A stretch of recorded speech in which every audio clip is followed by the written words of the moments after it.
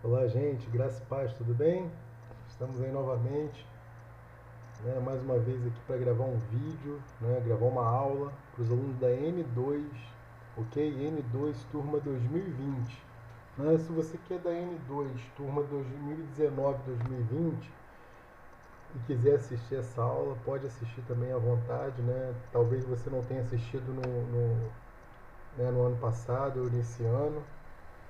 Você ainda não tem assistido essa aula também, eu quero te deixar bem à vontade para assistir essa aula de tabernáculo, ok? Mas essa aula de hoje é uma sequência daquela aula de Êxodo que o professor Vinícius fez, né? Com tanta maestria aí. E a gente vai tentar falar um pouquinho sobre o tabernáculo.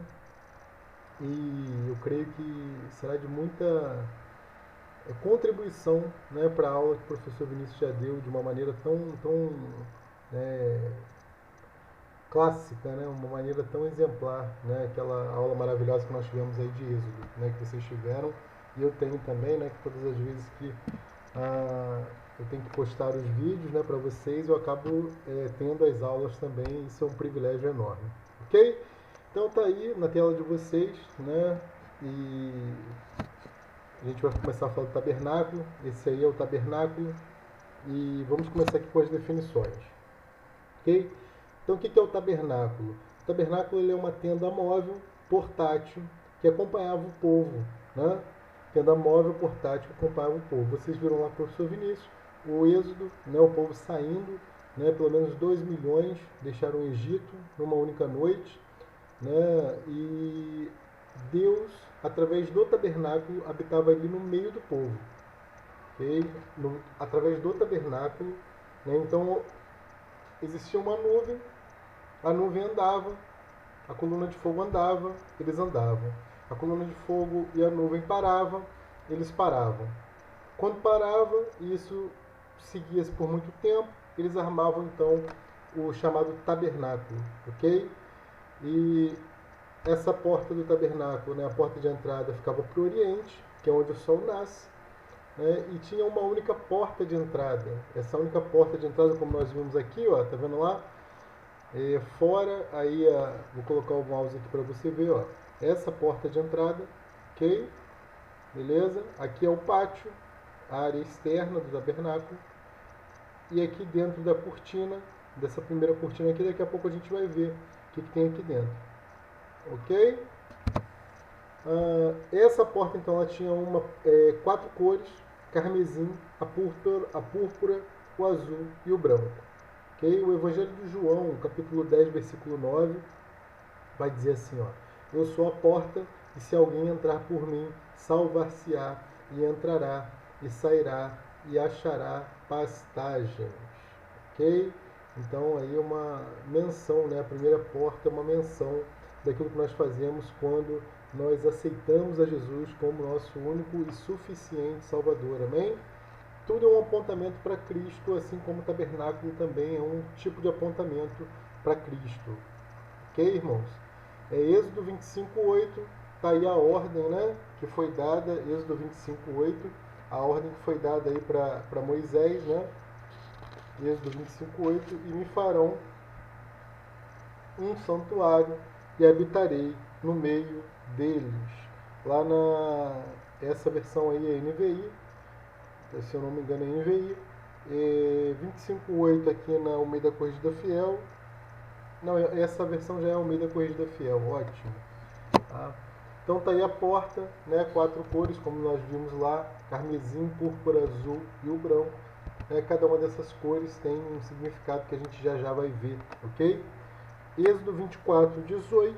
Êxodo 24:18 vai dizer: Moisés entrou no meio da nuvem depois que subiu ao monte, e Moisés esteve no monte 40 dias e 40 noites. E aí, Moisés descendo do monte, o Senhor vai mandar, né, o Senhor vai falar para que o povo, né, traga agora ofertas, né, para o tabernáculo, ok? Isso aí você pode ver lá em Êxodo 25, ok? Então, últimos capítulos do livro do Êxodo, é, desde o capítulo 25 até o capítulo 40, a gente vai ter exclusivamente fatores ali relacionados ao tabernáculo. Acompanhe comigo. do versículo 1 do capítulo 25 até o versículo 31 do capítulo 18. Então você tem as instruções sobre o tabernáculo, os móveis, né, e os sacerdotes, né, as pessoas que trabalhariam ali, iriam trabalhar no tabernáculo, né, os membros da tribo de Levi, né, os chamados levitas, né, do versículo 1 do capítulo 32 até o capítulo 35, versículo 3, você tem um bezerro de ouro e as segundas tábuas, né, porque Moisés quebra as primeiras tábuas quando ele percebe que o povo, depois de tanto tempo que ele permaneceu ali no monte para receber as leis, né, do Senhor, o decálogo, quando ele desce, ele vê o povo lá adorando a um bezerro de ouro, ele se enfurece e quebra as tábuas, né? E Deus manda ele voltar para pegar novas tábuas, depois que resolve aquela confusão toda, mas aí ele mesmo ia lavrar aquelas tábuas agora, né? As primeiras, o próprio Deus escreveu na pedra, agora não, ele vai escrever, né, essas tábuas, as novas tábuas, as segundas tábuas da lei. E do 35, 4 ao 40, 38, a gente vai ter a execução das obras do tabernáculo, né? Os móveis e etc. Então está bem divididinho aí, ok? Então é uma continuação, na realidade é a finalização do livro do Êxodo, ok? Lá no versículo 38 do capítulo 40, se você for ir comigo rapidinho, né, pega a sua Bíblia, se você não pegou ainda, sua apostila e sua caneta, ok? Êxodo 40, versículo 38, você vai ver lá que é o último capítulo do livro de Êxodo. Então finaliza com a nuvem que cobre o tabernáculo. Tremendo, né? A partir do versículo 34, você pode ver aí. Só um minutinho, deixa eu dar um mudo aqui no meu celular para não atrapalhar a nossa aula. Ok? Só um minuto. Ok, beleza. Então, 34. Então a nuvem cobriu o tabernáculo. Perdão. Êxodo 40, 34. Então a nuvem cobriu a tenda da congregação e a glória do Senhor encheu o tabernáculo, né? De maneira que Moisés não podia entrar na tenda da congregação, porquanto a nuvem permanecia sobre ela e a glória do Senhor enchia o tabernáculo, né? E quando, pois, a nuvem se levantava de sobre o tabernáculo, então os filhos caminhavam em todas as suas jornadas. Se a nuvem, porém, não se levantava, não caminhavam até o dia em que se levantasse, né? Porquanto a nuvem do Senhor estava de dia sobre o tabernáculo e o fogo estava de noite sobre ele, perante os olhos de toda a casa de Israel, em todas as suas jornadas, ok? Aqui eu quero salientar uma coisa antes de prosseguirmos, é que a tribo de Levi, eles não tinham um território, eles não eram uma tribo territorial, né? Nós temos 13 tribos, ok? Sendo que 12 tribos são territoriais e uma tribo é a tribo de Levi, que eles são distribuídos entre as outras tribos, né? Outras tribos, meio trava-língua aí, né? Então essa tribo de Levi, ela não tem um território fixo, ela vai estar espalhada pelas outras tribos, né? E todos eles serviam um tabernáculo, alguns como sacerdotes, outro, né, o primeiro sumo sacerdote, né, todos nós sabemos, foi Arão, irmão de Moisés, e assim, eles não tinham um terreno, né? Não tinham uma propriedade nas tribos, né? Eles não eram herdeiros da terra, por isso eles viviam como? Eles viviam através do sustento que lhes eram dados através dos dízimos das colheitas, ok? Os dízimos das colheitas eram entregues aos levitas, aos sacerdotes, que por sua vez davam os dízimos dos dízimos a Arão, o sumo sacerdote. Vamos caminhando. A estrutura do tabernáculo, Êxodo 26, né, capítulo 26, versículo 1 até o 37 e capítulo 36, versículo 8 até o 38. As cortinas e tábuas serviam como parede, né, o teto foi feito de pele de animais, o véu separou o santo lugar do lugar santíssimo. Então tá aí, né, nós vimos naquela primeira figura, na primeira figura aqui, você vê a estrutura do tabernáculo, né, o pátio, e agora a gente vai analisar aqui dentro, aqui, ó, tá? Que a gente chama o lugar santíssimo e o santo dos santos, ou lugar santo, perdão, e o lugar santíssimo, tá? O lugar santo e o santo dos santos, ok? Então aqui quando você entrava naquela cortina de frente para o altar do holocausto, né, de frente para a bacia de bronze, que a gente vai falar daqui a pouco, você tinha aqui 4 colunas representando os 4, né? Você tem aqui 5 colunas, perdão, e aqui você tem a entrada, né? Você tem a entrada À esquerda você tinha o candelabro ou menorá, à direita você tem a mesa dos pães, aqui próximo ao lugar santíssimo, né, aqui vai ter uma cortina, próximo ao lugar santíssimo você tem a mesa do incenso, o altar de incenso, e lá dentro do lugar santíssimo, onde somente Arão, somente o sumo sacerdote entrava, você tem o que nós chamamos de Santo dos Santos, ou lugar santíssimo, ok? Aí está aí a figura para vocês, né? Instruções para a construção do tabernáculo. Então falou o Senhor a Moisés, dizendo: fala aos filhos de Israel que me tragam uma oferta alçada, de todo homem cujo coração se mover voluntariamente. Dele tomareis a minha oferta alçada, e esta é a oferta alçada que recebereis deles: ouro, prata, cobre e pele de carneiro, tinta de vermelho, ouro, prata, cobre e azul e púrpura, carmesim e linho fino, peles de cabra, peles de carneiro, tintas de vermelho, pele de texugo, madeira de acácia, azeite para a luz, especiarias para o óleo da unção, especiarias para o incenso, pedra de ônix, pedra de engaste, pedra de éfode, pedra para o peitoral, e me farão um santuário e habitarei no meio deles, conforme tudo que eu te mostrar, para o modelo do tabernáculo e para o modelo de todos os seus pertences. Assim mesmo o farei. Está lá em Êxodo 25, tá? Do 1 ao 9. Então o Senhor levanta uma oferta. Rafael, como pode o Senhor pedir uma oferta para escravos, né, para hebreus que haviam sido escravos durante 430 anos? Basicamente eles ficaram no Egito e a maior parte desse tempo eles foram escravos, né? Porque a Bíblia vai dizer que entra um faraó que não conhecia José. Porque, irmãos, quando Jacó chega no Egito, através de José, eles são muito bem sucedidos no Egito, ok? Eles ficam com a melhor terra do Egito, a terra de Gozem. Só que tem um detalhe, você tinha uma dinastia que estava ali governando o Egito, uma dinastia de fora. E aí eu depois posso falar isso num próximo momento com mais detalhes para vocês. Mas quando a Bíblia diz que entrou um novo faraó que não conhecia a história de José e começa a assolar o povo hebreu, é porque esse novo faraó volta de uma nova dinastia, né, em substituição à antiga. Né? 20 anos depois da morte de José, assume uma nova dinastia, o governo do Egito, e dessa forma a gente tem um entendimento de como pode não conhecer José. Né? Pode não conhecer porque a dinastia que assumiu não tinha contato com a outra dinastia lá antecessora, lá que era da época de José. E depois a gente fala disso com mais detalhes, não quero me prender a esse ponto agora.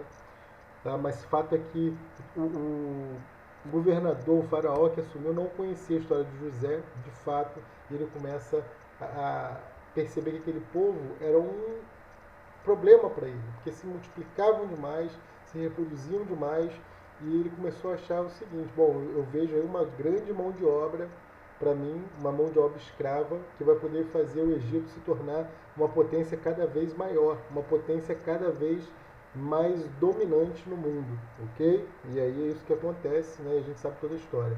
Mas como eles tinham dinheiro para ofertar para o tabernáculo?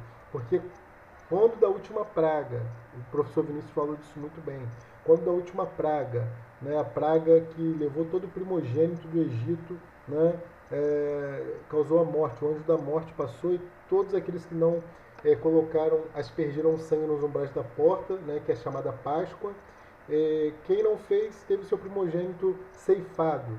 E aí Faraó libera o povo hebreu, praticamente os expulsa da terra do Egito, e o próprio Senhor falou que pedissem ouro, pedissem pedras preciosas, e os próprios egípcios foram dando tudo, como se fosse uma indenização acerca de todos aqueles anos trabalhados, né, ali pelos hebreus, ali pelo povo, né, de Israel, pelo povo de Jacó. Certo? Aqui é uma parte tremenda, Hebreus 8:5, né, vai dizer assim, ó, os quais servem de exemplo e sombra das coisas celestiais, como Moisés divinamente foi avisado, estando para acabar o tabernáculo, porque foi dito: olha, faze tudo conforme o modelo que te mostrei, né, que no monte eu te mostrei. Então, irmãos, aqui é o modelo do tabernáculo que nós temos no céu. No livro de Apocalipse, que nós temos estudado lá no meu canal, na nossa série de Apocalipse, Quando João tem a visão do tabernáculo celestial, esse tabernáculo celestial que foi mostrado a Moisés, mas é a sombra do tabernáculo celeste. Então, nós temos algo parecido, ok? Bezalel e Aholiabe, eles foram escolhidos para fazer o tabernáculo. Então, Moisés passou a planta do tabernáculo para eles, né? E os dois foram cheios do espírito de sabedoria para que pudessem fazer o tabernáculo. Essa referência está lá em Êxodo 31, versículo 1. Depois você pode olhar lá, ok? Aí tá as referências todinhas para vocês.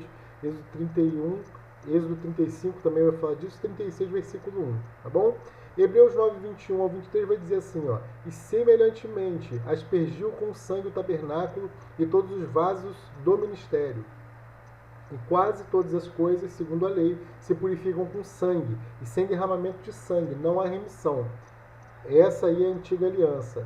De sorte que era bem necessário que as figuras das coisas que estão no céu assim se purificassem, mas as próprias coisas celestiais com sacrifícios melhores do que estes. Então o sacrifício de Cristo vem purificar as coisas celestiais, ok?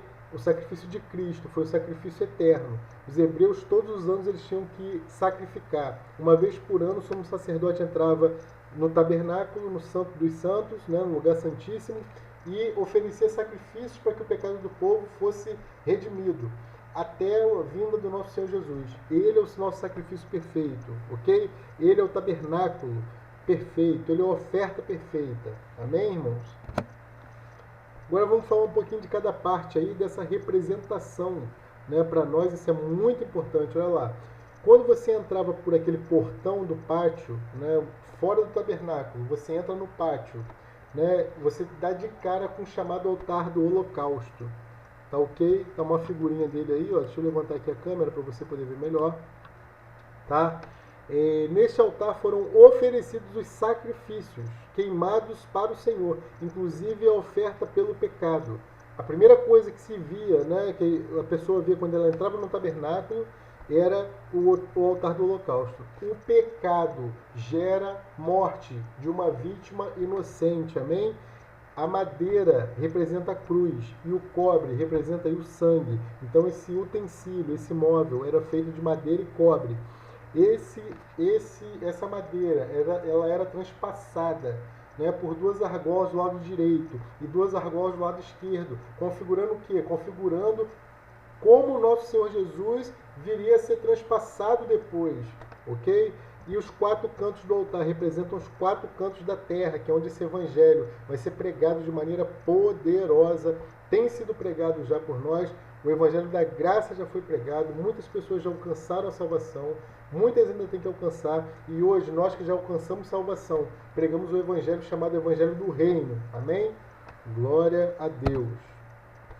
Vamos ver o segundo utensílio.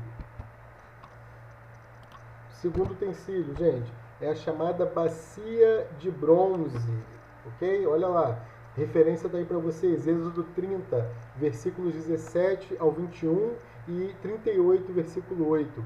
Os sacerdotes usavam esta bacia para se lavarem quando entravam no tabernáculo. Então o sacerdote ele tinha que se lavar para entrar no que nós chamamos de lugar santo.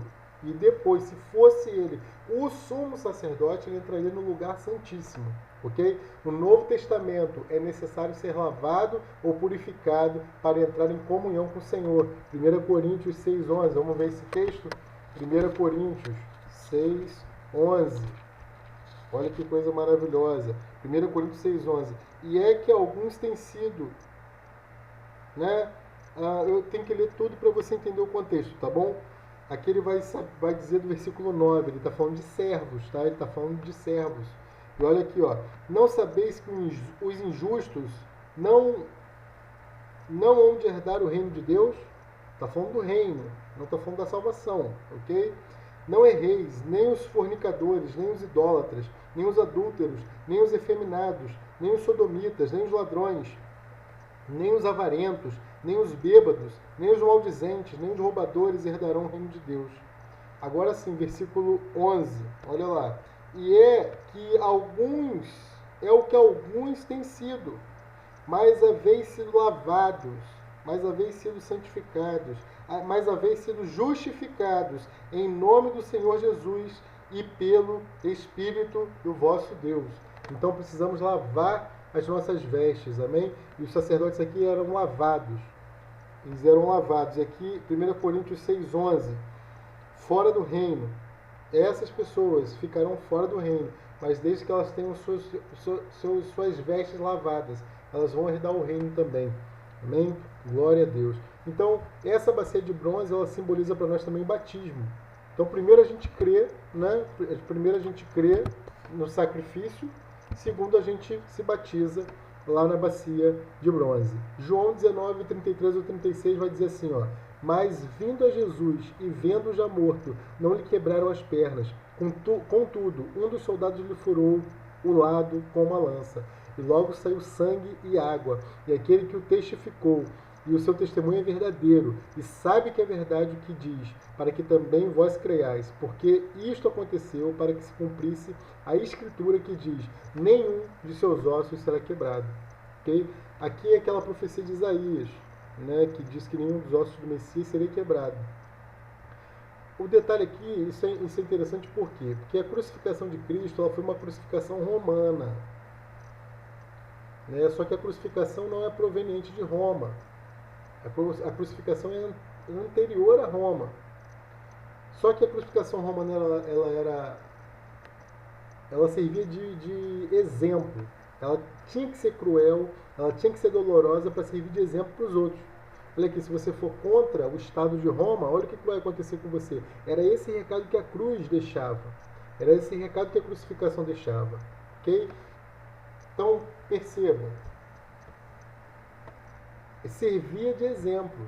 Então era comum que eles quebrassem o joelho, quebrassem as pernas, para que as pessoas não ficassem firmes ali, para que elas não se firmassem e a dor aumentasse, né? Porque toda vez que a pessoa queria respirar, ela firmava os pés, né? Levantava um pouco, e ainda que ela estivesse crucificada, né? Ela conseguia encher os pulmões, encher não, mas colocar um pouco de ar para os pulmões. Agora, imagina com os joelhos quebrados, né? O corpo pendia e você não conseguia mais respirar. Né? Então a coisa se tornava assim, extremamente dolorosa. Né? Agora eu queria salientar uma coisa aqui. A cruz não traz alegria para Deus. Perceba, eu não estou falando aqui contra a crucificação. A cruz era necessária, né, para que nós hoje pudéssemos ser salvos pela graça, pela própria graça que é Cristo. Mas não há alegria na cruz. Muitos de nós andamos com cruz, né, com crucifixo. A diferença é que quando nós éramos católicos, o crucifixo ainda tinha Cristo, e hoje a gente tira ele da cruz. Mas na realidade, essa cruz não traz alegria para Deus. Amém? Logicamente que isso é uma simbologia, né? É igual a questão do peixe, né? Jesus nunca deixou uma simbologia de um peixe para dizer quem era cristão. Nunca houve isso, né? A gente até usa o peixe porque a maioria dos discípulos eram pescadores. Só que essa simbologia do peixinho é muito engraçada, né? Interessante até. Na época em que a igreja era extremamente perseguida, as pessoas riscavam no chão metade do peixe para se identificarem como cristãos. Então, se você encontrava uma pessoa na rua, por exemplo, e ela riscava metade do peixe, você complementava outra parte do peixe com um risco no chão, e aí você sabia que ali havia dois cristãos ali que poderiam conversar e falar acerca de Jesus, acerca do Evangelho. Né? Porque, irmãos, não era brincadeira, as pessoas eram mortas por falarem do Evangelho, né? Dependendo da igreja que faziam parte. Certo? Nós vimos lá em Apocalipse também, falamos das igrejas, das 7 igrejas, e essa representação é muito interessante, né? Nada contra o símbolo do peixinho, nada contra usar a cruz, desde que Jesus não esteja pregado nela, mas eu queria que você refletisse nisso. Né? Uma mãe, por exemplo, que perdeu um filho numa cadeira de rodas, numa cadeira elétrica, perdão, ela não vai andar com um cordãozinho com a cadeira elétrica de ouro no pescoço. Ela não vai andar com uma arma pendurada no pescoço se o filho dela foi assassinado. Deu para entender? Então a cruz não traz prazer a Deus. Ok? A cruz é um elemento de sofrimento, onde o nosso Jesus foi crucificado. Certo? Continuando. Vamos entrar agora no tabernáculo. Então já passamos pela porta de fora do pátio, já passamos pelo altar do holocausto, ok? Onde a nossa vida, nosso pecado, a nossa carne queima. E agora passamos pela bacia de bronze, onde lavamos as nossas vestes no batismo, ok? Então você passa pela porta, aceita Jesus, mortifica a sua carne e é batizado. E aí você está habilitado a entrar no lugar santo. Lugar santo só os levitas e sacerdotes, né? Grande cortina com as mesmas cores lá do portão do pátio. Tá? E a referência está aí para vocês, Êxodo 25, do 23 ao 30. No Novo Testamento, a mesa representa a comunhão com Cristo na ceia do Senhor. Então a referência está lá, 1 Coríntios 10, 21. Os sacerdotes comiam o pão da proposição, Mateus 12, 4. Deixa eu mostrar isso para vocês. Evangelho de Mateus, né, 12. Evangelho de Mateus, capítulo 12, versículo 4. Olha lá. Que coisa linda. Como entrou na casa de Deus e comeu os pães da proposição que não lhe era lícito comer, nem os que com ele estavam, mas só os sacerdotes. Aqui está falando do rei Davi, né? Quando ele entra e come o pão. Aí está dizendo, ó, só, quem podia comer era o sacerdote. Né? Então os sacerdotes se alimentavam desses pães. Tá? E aqui está essa mesa, né? Chamada a mesa dos pães. Ok? Mesa dos pães para proposição. E nós hoje somos os sacerdotes de Deus. 1 Pedro 2, 5,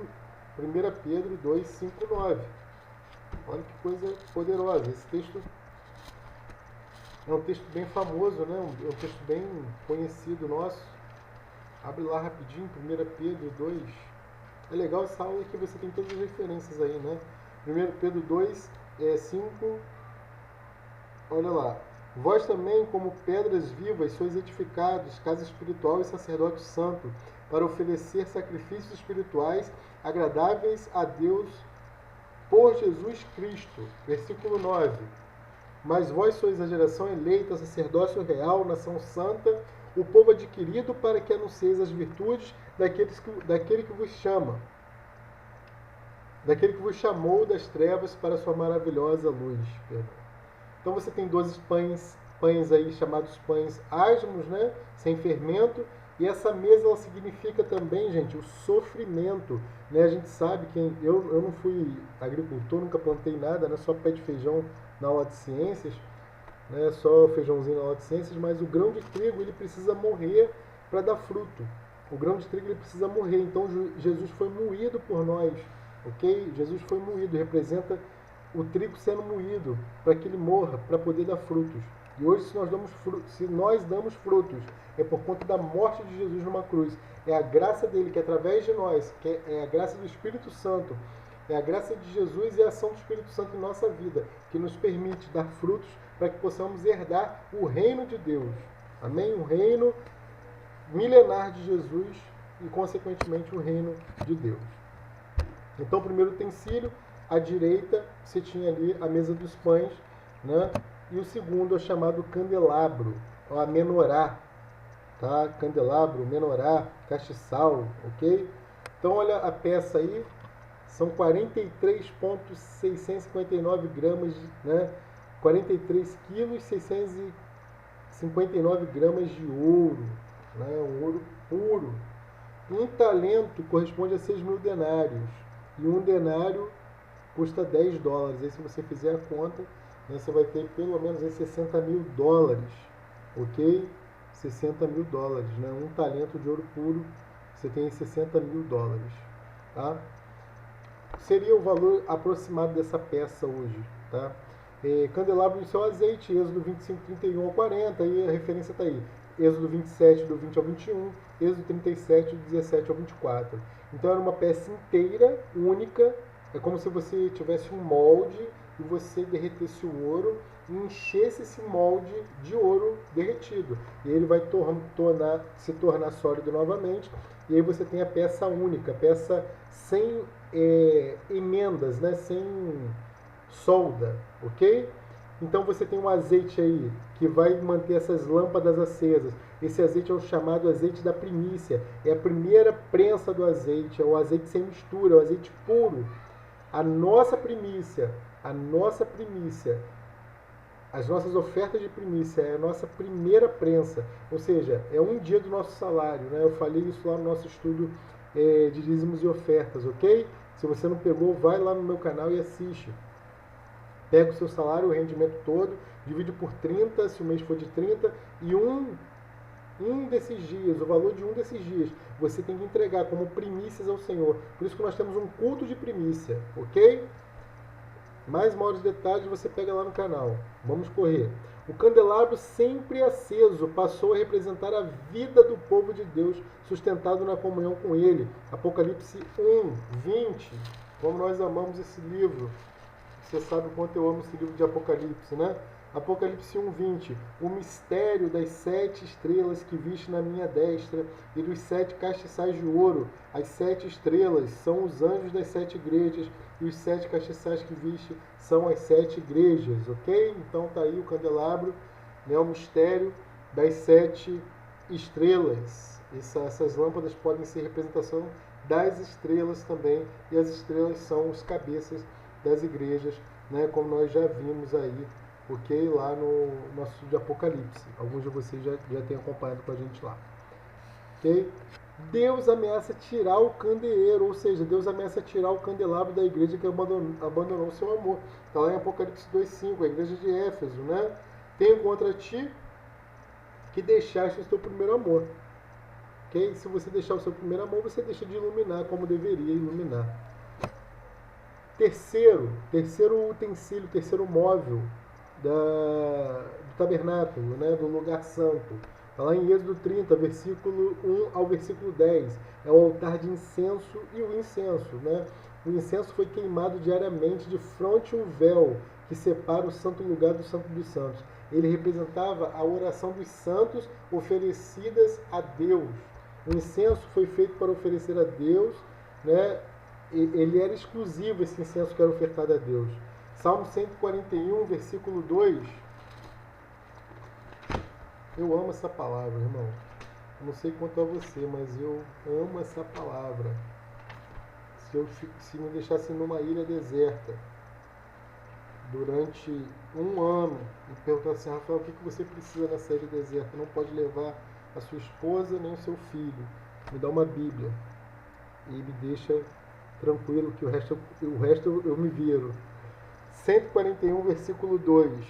Olha lá. Suba a minha oração perante a tua face como incenso, e as minhas mãos levantadas sejam como o sacrifício da tarde.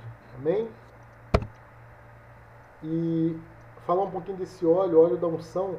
Esse óleo da unção era exclusivo para a unção do tabernáculo, dos seus utensílios, né, e do sacerdote, ok? E nós recebemos essa unção. 1 João 2, 20, 27. Vamos ver isso lá? Não é o Evangelho de João, tá? É epístola. 1 João, por isso que a gente fala no feminino, tá? Primeira epístola. Vocês que são da escola de crescimento, nível 2, vocês precisam tomar cuidado com alguns termos. Eu vejo muita gente, quando tem oportunidade, falando assim, ó, 2 Samuel, 2 Crônicas, 2 Reis. Pessoal, são livros, não pode falar segunda. Segundo livro de Samuel, primeiro livro de Samuel, primeiro Crônicas, primeiro Reis, ok? E aí quando você vem para o Novo Testamento, você tem as epístolas. Aí você vai falar, né, primeira epístola de João. Aí não precisa falar primeira epístola, né, mas a gente fala primeira João. Deu para entender a diferença? Então, procura saber, porque é importante. Mostra que você está preparado, mostra que você tem conhecimento. Quando você tem oportunidade, você sobe lá e fala primeira epístola de João. Fica lindo. Agora, quando você sobe lá e fala assim, 1 Samuel, não soa legal. Porque não é primeira, é livro. Não é epístola, não é carta, ok? Então pega isso aí, tá bom? Vocês são da N2, precisam pegar isso aí, tá bom? 1 João, capítulo 2, versículo 20. E vós tendes a unção do Santo, e sabeis todas as coisas. Versículo 27. E a unção que vós recebestes dele fique em vós, e não tendes necessidade de que alguém vos ensine, mas como a sua unção vos ensina todas as coisas, e é verdadeira e não é mentira, como ela vos ensinou, assim nele permaneceis, ok? Então tá aí a referência para essa unção. O véu separa o lugar santo do santo dos santos. Né? O véu que separava, já não separa mais. Né? O véu separava o lugar santo do santo dos santos. Nem o sumo sacerdote poderia entrar nesse lugar, no santo dos santos. Ele só entrava uma vez por ano, né? Santificado. Ele tinha que se santificar e com o sangue do cordeiro nas mãos. Né? Você tinha ali 4 colunas que sustentavam essa separação do lugar santo pelo santo dos santos, representando aí os 4 evangelhos, né? Madeira e ouro como base. Madeira e ouro, né? Madeira revestida de ouro com a base de prata. Esse véu foi rasgado de alto até embaixo, e hoje pessoas como nós podemos desfrutar da presença do Santo dos Santos pelo sacrifício de Jesus. Amém? Perceba, o véu não foi rasgado para que nós pudéssemos entrar. O véu foi rasgado para que ele pudesse sair. Ele saiu e veio habitar em nós, através do Espírito Santo hoje. Amém? Santo dos Santos. Santo dos Santos é o lugar mais sagrado do tabernáculo, né? Ali dentro você tem a tábua, né? As tábuas cobertas de ouro e as cortinas com 4 querubins, né? E aí eu coloquei alguns textos, Apocalipse 7:11, né? E todos os anjos estavam ao redor do trono e dos anciãos e dos 4 animais e prostraram-se diante do trono sobre seus rostos e adoraram a Deus. Apocalipse 7, versículo 11. Deixa eu ver aqui a minha tradução, se está essa daí mesmo. Apocalipse 7, 11. É isso aí, tá?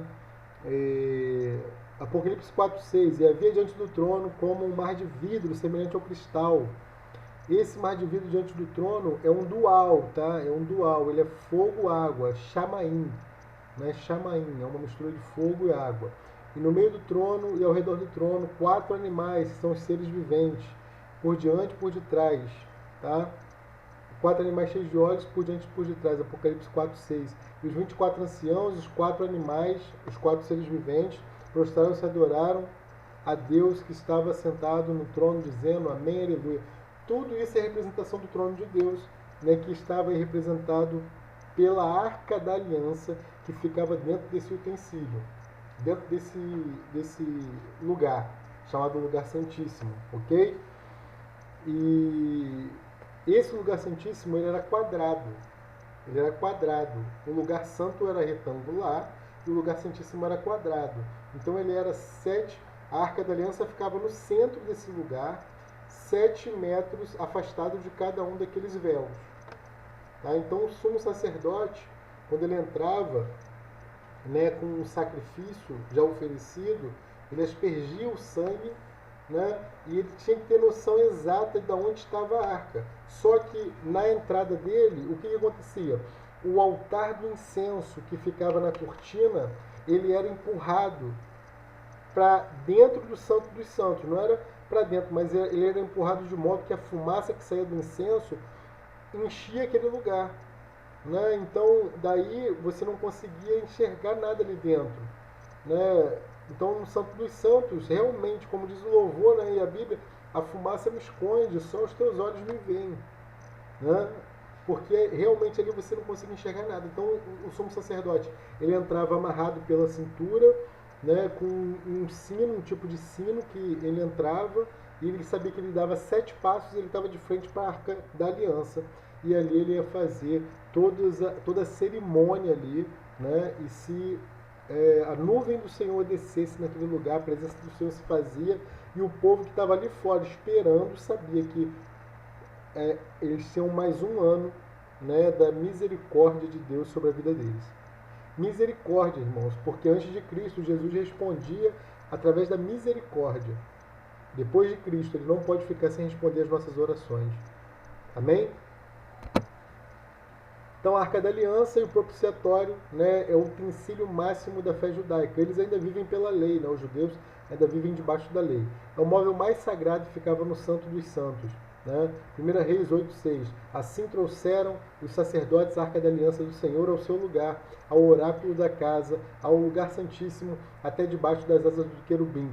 Né? E ela representava o trono de Deus. Essa Arca da Aliança é a representação do trono de Deus. Ezequiel 10, dos versículos 1 ao 5, depois você lê lá para a gente ganhar tempo. Tá? Tem uma foto dela aí, logicamente que é uma foto, tá?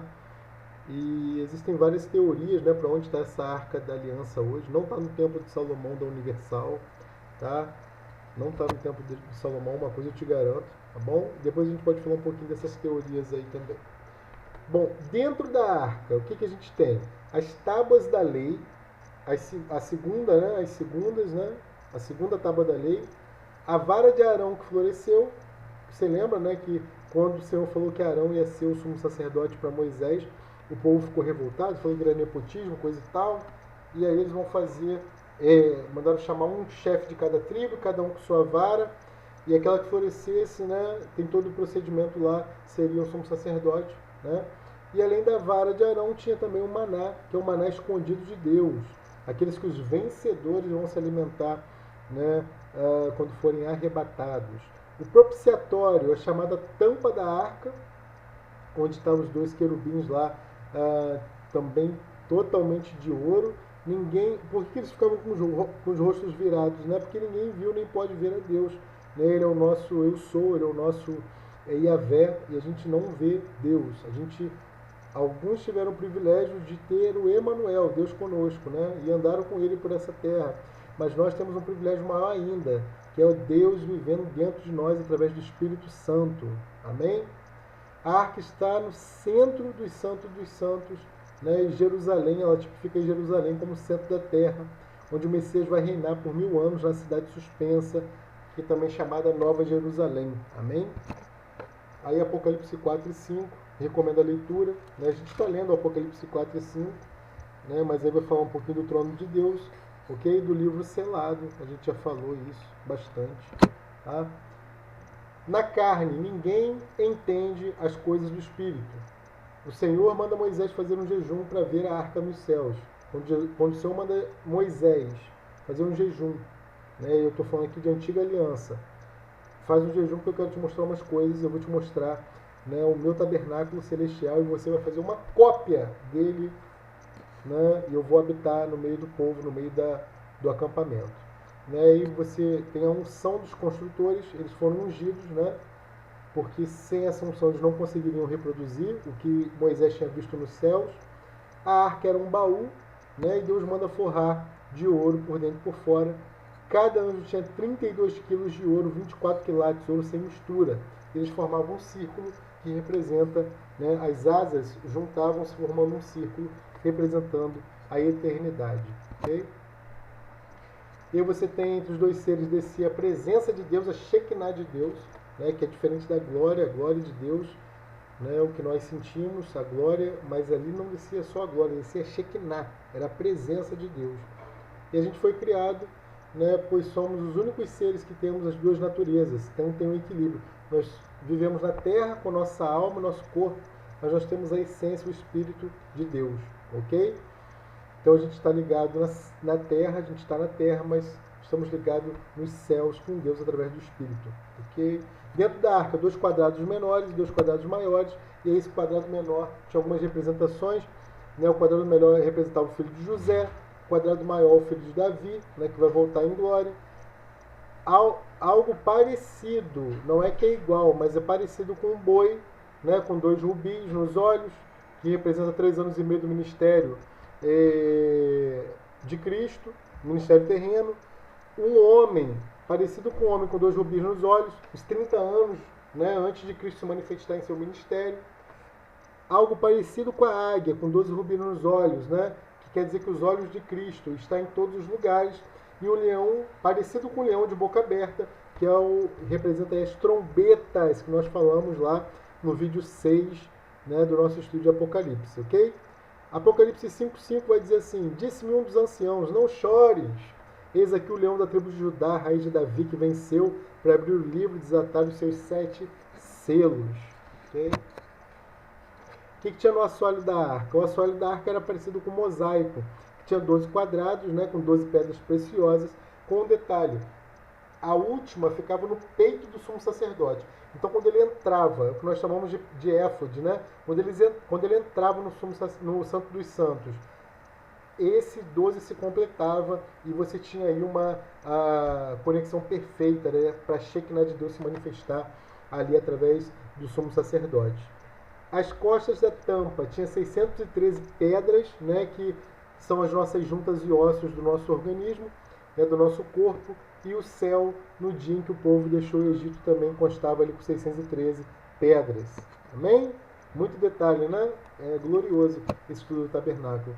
A arca, também chamada de Arca de Deus ou Arca do Senhor, a referência está aí para vocês. Primeiro livro de Samuel 6:19, 14:18.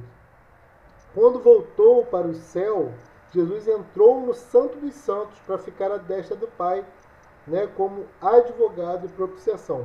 Esse termo advogado aí eu não gosto muito mais de utilizá-lo, eu prefiro usar o termo testemunha fiel, lá de Apocalipse 1. Ele é nossa testemunha fiel, ok? E ele não ficou também assentado à direita do Pai, não. Ele está sentado no trono com o Pai. E o trono dele está lá vago, esperando eu e você para se sentar com ele. Amém? Assim como ele se sentou com o Pai, nós vamos nos assentar com ele. A referência aí é Hebreus 1:3, 9:11, 12:10, 19 e 12:10. Perdão. Hebreus 1, versículo 3, 9, versículo 11 até o versículo 12 e Hebreus 10, versículo 19. E primeira epístola de João, capítulo 2, versículos 1 e 2. Certo? Bom, o inconformismo de um homem temente a Deus, né? Aí, só nota a referência, primeiro livro de Crônicas, 22, de 5 ao 9. Né? Davi manda buscar lá a Arca do Senhor, porque ele não queria passar o governo dele, né, sem a presença da Arca. Mas perceba, nessa passagem aqui específica, né, Davi manda buscar a Arca lá na casa de Obed, é uma outra passagem. Essa passagem específica é que Davi tinha em seu coração construir um templo para o Senhor, né? Porque ele não achava justo que ele habitasse em palácios e a Arca de Deus habitasse em tendas. Então ele tenta, né, no seu coração construir a Arca do Senhor, o templo para que se colocasse a Arca, né? Mas aí ele recebe um não, recebe uma negativa do Senhor, fala: você não vai construir, tá? Mas você pode preparar tudo para que seu filho construa. E ele, né, o filho dele, Salomão, jovem experiente, né, e o templo será construído para o Senhor e deve ser extraordinariamente magnífico, famoso e cheio de esplendor. Amém? Aí a gente agora vai falar acerca da instrução dos sacerdotes, né, Êxodo 28, do 1 ao 43, as vestes sacerdotais, a consagração dos sacerdotes e as ofertas que eram contínuas lá no tabernáculo, certo? Então olha aqui, Mateus 26, do 59 ao 68. Ora, os príncipes dos sacerdotes e os anciãos e todo o conselho buscavam falso testemunho contra Cristo para poderem dar-lhe a morte. E não o achavam, apesar de se apresentarem muitas testemunhas falsas. É por isso que Cristo é a nossa testemunha verdadeira. Não o achavam, mas por fim chegaram 2 testemunhas falsas e disseram: este disse: eu posso derrubar o templo de Deus e reedificá-lo em 3 dias. E levantando-se o sumo sacerdote disse-lhe: não respondes coisa alguma aos que estes depõem contra ti? Jesus, porém, guardava silêncio, ficava quieto, irmão, não falava nada. Como um cordeiro, ele foi mudo para abatedouro, ele foi mudo para ser abatido, ele não falou nada. Né? Conjuro-te pelo Deus vivo que nos diga se tu és Cristo, Filho de Deus. Disse-lhe Jesus: tu o disseste. Essa foi a única coisa que Jesus respondeu se ele era Filho de Deus, irmãos. Ele falou, né, quem vê a mim vê o Pai, eu sou igualzinho a ele. Mas ele não responde se ele é Filho de Deus, porque o simples fato dele responder se ele era filho poderia gerar dúvida. Certo? eis que ouviste bem, agora sua blasfêmia. Que vos parece? E eles respondendo disseram, é réu de morte. Então cuspiram no rosto e davam punhaladas, e outros os bofeteavam, dizendo, profetiza-nos, Cristo, quem é o que te bateu? Amém? Esse é o nosso sumo sacerdote, mudo, como um cordeiro, se entregou por nós. Essas vestes salpicadas de sangue são a representação daquelas vestes salpicadas de sangue do Antigo Testamento, quando se entrava, né, lá no Santo dos Santos para oferecer o sacrifício. Esse sacrifício de Cristo é o sacrifício eterno, é o sacrifício que nos dá acesso a uma graça, a própria graça que é Cristo. É o sacrifício que nos liberta, é o sacrifício que nos faz habilitados a nos tornarmos vencedores. Amém? Aí estão as vestes sacerdotais. Aqui você tem a veste do sacerdote comum, né, a maioria dos levitas, e aqui você tem a veste do sumo sacerdote. O primeiro foi Arão e depois nós tivemos, logicamente, outros sacerdotes, outros sumos, né? A vida, né, aí eu não tenho muita propriedade para dizer, né, mas alguns estudos que eu já fiz diz que a vida dos sumos sacerdotes era reduzida. Né, o trabalho dele como sumo sacerdote era reduzido, o tamanho era a presença da Shekinah de Deus, né, e como isso afetava, né? Outra coisa interessante é que a cintura eles levavam amarrado um sino. Eu não acredito que esse sino servia para... Dizem que se o sumo sacerdote morreu dentro do Santo dos Santos, então tinha que puxar ele. Não, irmãos, eu não acredito nessa teoria. Não tem relato na Bíblia de nenhum sumo sacerdote que tenha morrido oferecendo sacrifício no Santo dos Santos. Eu acredito sim que eles entravam no estado de êxtase tão grande ali dentro. A presença de Deus ali no Santo dos Santos, no tabernáculo, era tão majestosa. Eles entravam em transe, eles não conseguiam sair. Então eles tinham que ser puxados dali, porque eles não saíam dali. Amém? Esse é o meu ponto de vista acerca da questão dessa cordinha que eles tinham amarrado com um sino. Então eles tinham que ser tirados, porque, irmãos, eles não conseguiam sair da presença do Senhor ali. E aí o Vinícius falou disso, né, do bezerro de ouro, eu não vou me prender aqui, mas lá em Êxodo, o tabernáculo é consagrado, né, a consagração, Êxodo 40, deixa eu voltar aqui, Êxodo 40, versículos 1 ao 15, eu não vou ler todo não, para não estender muito, depois você lê ele todo na sua casa aí, mas é a consagração do tabernáculo, tá? Falou mais o Senhor a Moisés no primeiro mês, no primeiro dia do mês, levantarás o tabernáculo da tenda da congregação, e porás nele a arca do testemunho, cobrirás a arca com véu, depois colocarás nele a mesa, ele vai dando a instrução toda, né? Depois porás, versículo 8, depois porás o pátio, e ele vai, olha que o tabernáculo, ele é montado de dentro para fora. Ele é montado de dentro do Santo dos Santos para fora. Certo? Mas a nossa vida, a nossa caminhada, ela é de fora para dentro. Ok? Então, lembra da sequência que eu falei para vocês. Você aceita Jesus, você entra no tabernáculo. Você mata a sua carne no altar do holocausto. Você se batiza na bacia de bronze. Você participa da ceia lá no lugar santo, na mesa dos pães. Você recebe o batismo do Espírito Santo no candelabro, na menorá. Você entra com batismo de fogo, nas orações, nas provações da vida, nas tribulações da vida, lá na frente, né, no chamado, na mesa do incenso, no altar do incenso. E aí, irmão, depois que você é batizado com fogo, você entra na presença de Deus, no Santo dos Santos, no lugar santíssimo. Ali é só você e o Senhor, aquele momento que a gente não quer saber de mais nada, que a gente se tranca no nosso quarto e a presença de Deus enche o quarto. Esse é o Santo dos Santos, amém? Aí eu coloquei um quadro comparativo para vocês, para a gente já finalizar a nossa aula, tá?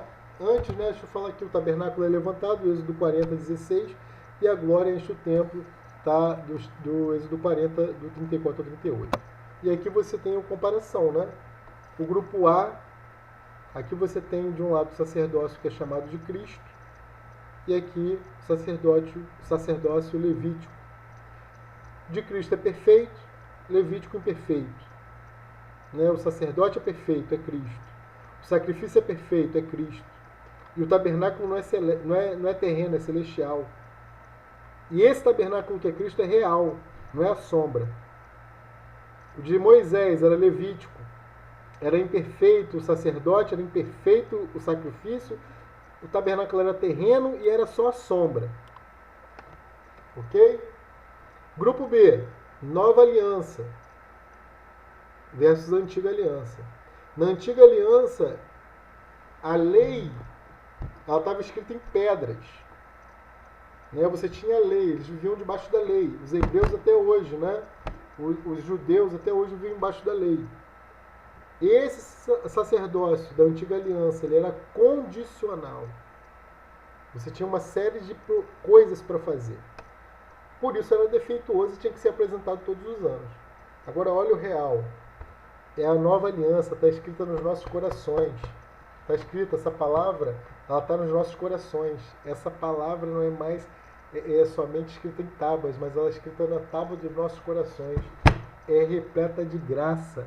Nada que eu ou você façamos nos leva a sermos merecedores daquilo que Cristo fez por nós. É graça. É incondicional. Não tem condição. Você crê, você confessa e você recebe a Cristo e você não precisa fazer mais nada, não tem condição para ser salvo, meu irmão. E esse sacrifício, esse sacerdócio perfeito, ele não tem defeito, por isso ele foi oferecido de uma vez por todas, para sempre, e será assim até a volta do nosso Senhor Jesus Cristo, né, até reinarmos com Ele no governo dele milenar nessa terra, né, até termos acesso à nossa nova Jerusalém, né, que vai ficar ali durante 1000 anos sobre a antiga Jerusalém. Amém? Eu encerro por aqui a nossa aula de hoje e quero deixar aqui um grande abraço para os alunos da N2, você aqui é da turma 2020, espero que você tenha gostado dessa aula, assista novamente, faça suas anotações e qualquer coisa, manda uma mensagem aí para a gente poder esclarecer dentro daquilo que for possível para nós, amém? Um grande beijo, assista essa aula aí quantas vezes for necessária, né? Se você quiser compartilhar, pode compartilhar e fique com Deus, até o nosso próximo encontro, um grande abraço, tchau, tchau.